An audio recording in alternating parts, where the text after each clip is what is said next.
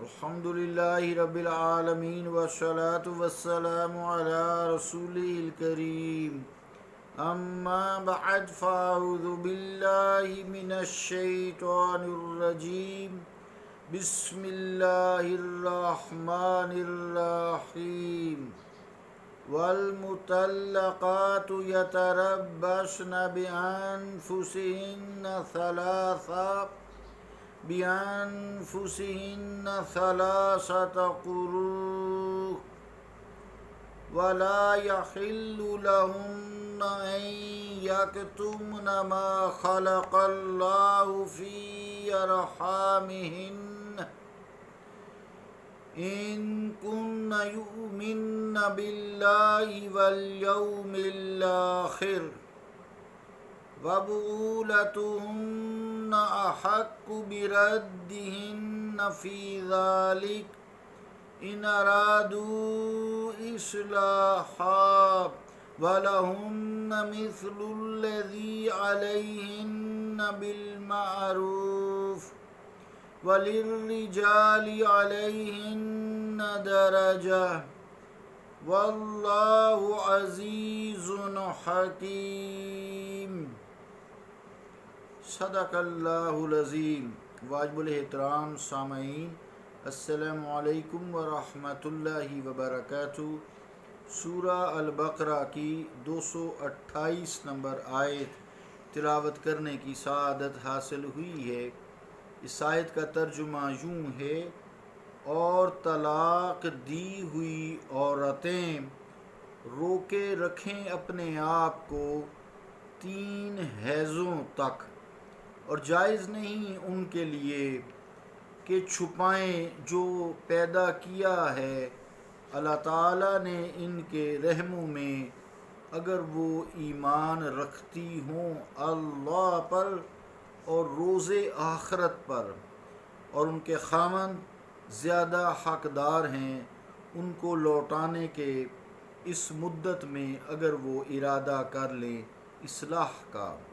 اور ان کے بھی حقوق ہیں مردوں پر جیسے مردوں کے حقوق ہیں ان پر دستور کے مطابق، البتہ مردوں کو عورتوں پر فضیلت ہے، اور اللہ تعالی عزت والا حکمت والا ہے۔ اللہ کا قول سچا ہے جو بڑی ہی عظمت والا ہے۔ عزیزان گرامی قدر، السلام علیکم ورحمۃ اللہ وبرکاتہ۔ اس میں طلاق کے مسائل بھی بیان شروع سے آ رہے ہیں۔ یہاں بھی ایک مسئلہ بیان کیا گیا ہے کہ اگر خاوند اپنی بیوی کو طلاق دے دے تو بیوی کو یہ اجازت نہیں ہے کہ وہاں سے اٹھے اور جھٹ دوسرے شخص سے شادی رچا لے، جیسا کہ یہود کے ہاں قاعدہ تھا کہ ادھر سے طلاق دی، ادھر سے اس نے دوسرے بندے سے نکاح کر لیا۔ بلکہ عورت کو حکم ہے وہ 3 حیض کی جو مدت ہے، 3 حیض یعنی 3 ماہ گزرنے کی مدت تک صبر کرے، اپنے آپ کو روکے رکھے، اس کے بعد اسے نکاح کرنے کی اجازت ہے۔ اس مدت کو شریعت مطہرہ میں، یعنی اس انتظار کی ہوئی مدت کو شریعت اسلام میں عدت کہتے ہیں۔ اس عدت میں بڑی مصلحتیں ہیں۔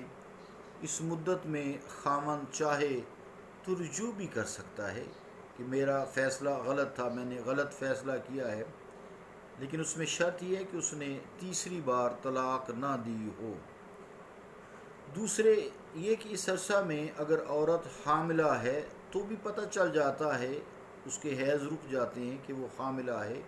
آج کل تو ٹیسٹ بھی ہیں، الٹرا ساؤنڈ بھی ہے، ٹھیک ہے، بعض کا تو وہ غلط بھی ہو جاتے ہیں، 100% درست نہیں ہے۔ اور یہ چیز حمل ہونا کہ میری اولاد اس کے شکم میں پلے گی، اس کی گود میں پلے گی، تو خاوند کے دل میں نرمی پیدا کر سکتی ہے اور خاوند کو رجوع پر آمادہ کر سکتی ہے۔ اور سب سے بڑھ کر شریعت مطہرہ میں قربان جائیں دین اسلام پر، شریعت کو اس پیدا ہونے والے بچے کے حقوق کی پاسداری ہے، تاکہ اس کی جو نسبت ہے کہ وہ کس کے نطفہ سے ہے وہ مشکوک نہ رہے اور مخلوط نہ رہے۔ ہو سکتا ہے وہ پہلے خامن سے ہو اور بوجھ دوسرے خامن پہ ہو، وہ سمجھتا ہو یہ میرا ہو جب اس کا نہیں ہے۔ اسی طرح اگر دوسرے کا ہے تو پہلے خامن پہ بوجھ ہوگا، اور اگر پہلے خامن کا ہے دوسرے کا ہے تو پہلے پہ بوجھ ہوگا۔ اس لیے اس مدت میں کلیئر ہو جاتا ہے کہ بچے کا باپ کون ہے۔ عزیزان گرامی قدر، اس کے علاوہ طلاق کی اہمیت کی طرف بھی اس میں اشارہ ملتا ہے کہ طلاق کوئی معمولی واقعہ نہیں ہے جس کا کوئی اثر نہ ہو، یہ ایک المناک دردناک واقعہ ہے جو عورت کے دل پر بہت برا اثر کرتا ہے، مرد کے بھی دل پر ہوتا ہے، لیکن عورت کے لیے چونکہ دوبارہ نکاح کرنا مشکل ہوتا ہے اور مرد کے لیے کچھ آسان ہوتا ہے، بشرطے کہ وہ ایماندار ہو اور اس کی انکم اچھی ہو۔ عزیزان گرامی قدر، یہ جو مدت ہے اس عورت کے لیے جسے حیض آتا ہو، اولاد پیدا کرنے کی صلاحیت ہو، پھر کچھ دوسری سورۃ طلاق میں بھی ہم پڑھیں گے، عورتیں ہیں جو بڑھاپے کی وجہ سے حیض سے پاک ہے، ان کو حیض نہیں آتا، پھر ان کے جو پیٹ میں بچہ بھی نہیں ہوتا تو اس کا جو عدت ہے وہ اور ہے، وہ حاملہ بھی نہیں ہوتی۔ اس قسم کی عورتوں کا بیان انشاءاللہ تعالیٰ اپنے مقام پر آئے گا۔ آیت میں یہ فرمایا گیا ہے کہ عورت کے لیے یہ حلال نہیں ہے کہ اس کے جو شکم ہے اس کو چھپائے، یعنی بتائے نہ کہ میرے تو حیض بند ہوئے ہوئے ہیں۔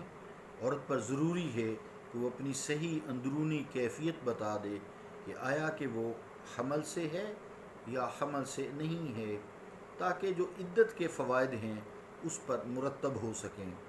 جیسے بچہ ہوگا تو مثال ہے کہ اگر وہ بہت الگ ہے، کسی کو پتہ بھی نہیں ہے، اس کو 9 مہینے اوسطاً ہو چکے ہیں یا بچہ ہونے کے قریب ہے، تو بچہ جب سے ہو جاتا ہے تو اس کی عدت تو ختم ہو جاتی ہے نا، کیونکہ مقصد تو یہ کلیئر کرنا تھا پیٹ میں بچہ کس کا ہے، یا اگر نہیں ہے خالی ہے تو آگے کس کا ہوگا، تاکہ یہ فیصلہ ہو جائے۔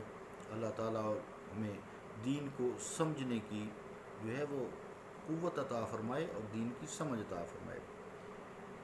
پھر آگے یہ فرمایا کہ جو ان کے خامند ہیں وہ زیادہ حقدار ہیں کہ اپنی اصلاح کر لیں، طلاق واپس لے لیں اگر بشرطے کہ تیسری طلاق نہیں دی ہوئی، اور پھر انہیں آباد کرنے کی نیت سے دوبارہ اپنا گھر بسا لے، ان کے ساتھ اپنے گھر میں ہنسی خوشی زندگی گزارے، تو یہ بہت بہتر ہے بشرطے کہ انہوں نے تیسری طلاق نہ دی ہو۔ تو پھر آگے آخر میں یہ بتایا گیا ہے کہ دونوں مرد خامند کے یعنی میاں بیوی کے حقوق جو ہیں ایک دوسرے پر ہے۔ مردوں کو چونکہ فوقیت دی گئی ہے اس لیے آیت میں بتایا گیا ہے وَلِلرِّجَالِ عَلَيْهِنَّ دَرَجَةٌ، تو البتہ مردوں کو عورتوں پر درجہ زیادہ ہے، فضیلت ہے۔ وَاللَّهُ عَزِيزٌ حَكِيمٌ، اللہ تعالیٰ عزت والا حکمت والا ہے۔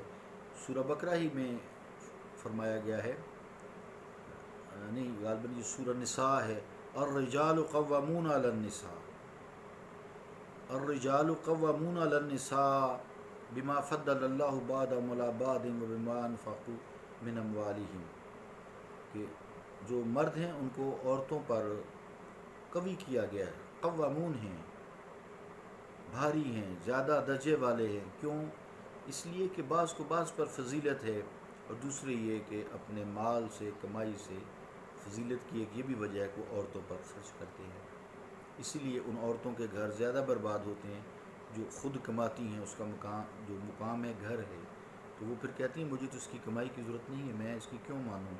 تو اس طرح آپ اپنے معاشرے میں دیکھ سکتے ہیں، ذیکار میں دیکھ سکتے ہیں، وہ عورتیں جو جابز کرتی ہیں وہ جلدی ٹکتی نہیں ہیں۔ اللہ رب العالمین انہیں ہدایت عطا فرمائے، ہمیں بھی عطا فرمائے۔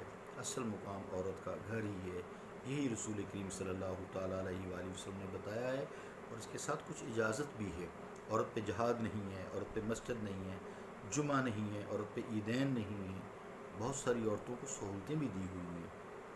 عورتوں کے یہ درس نہیں ہے کہ جگہ ایسی درس کرتی پھریں، ادھر ادھر بھاگتی پھریں، گھر چھوڑ بار کے، پیچھے بچے خراب، خامند خراب، ادھر عورتیں باہر گئی ہوئی ہیں تبلیغ کرنے، درس دینے، پیچھے سے خامند دوسری کو لیے ہوتا ہے۔ اللہ رب العالمین ہمیں معاف فرمائے. معاشرے میں ہو رہا ہے برا نہ منائیے گا. اللہ رب العالمین ہمیں معاف فرمائے. صلی اللہ تعالیٰ علی رسول خیر خلقہ محمد وعلی آلہ و اصحابہ اجمعین برحمتک یا ارحم الراحمین.